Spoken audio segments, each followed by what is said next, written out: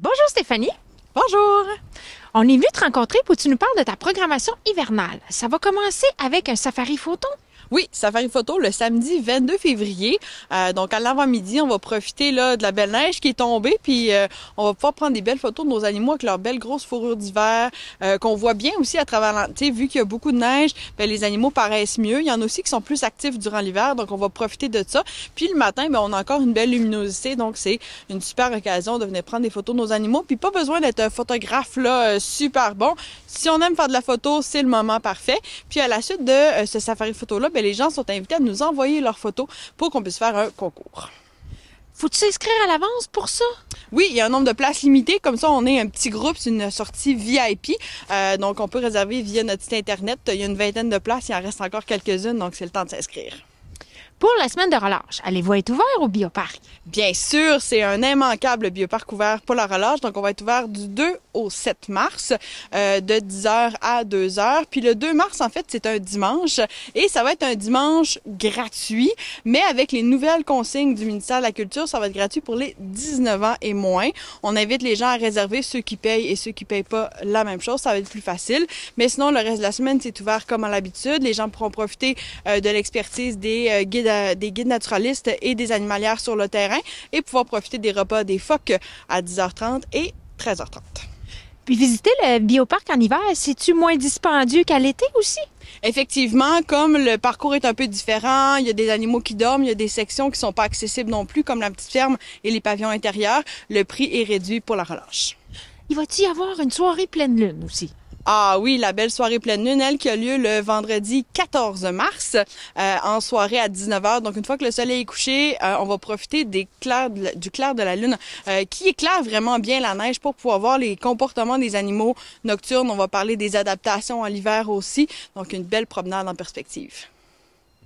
Dis-moi donc, Stéphanie, pourquoi que les cervidés y perdent leur bois l'hiver?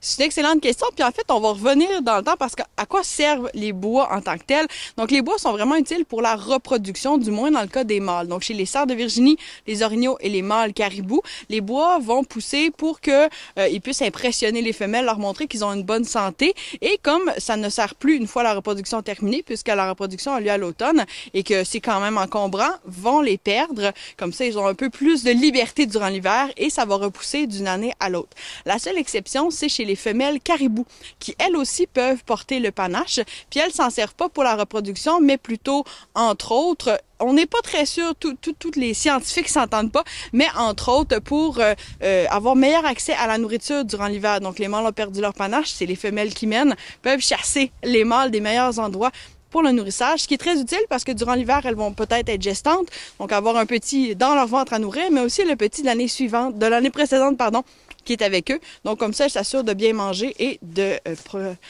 pouvoir procréer l'année suivante. Dis-moi donc, là, récemment, vous avez dit au revoir à 2 de vos pensionnaires. Malheureusement, oui, c'est des choses qui arrivent quand on travaille avec des animaux. Hein, ça vieillit, c'est un peu comme nous. Puis on en a qui étaient plutôt âgés. Donc on a perdu Trompette, notre phoque commun, et Blizzard, qui était un lynx roux. Donc des animaux qui, malheureusement, avec le temps, ont eu des maladies qui viennent avec la vieillesse et on a dû leur dire au revoir.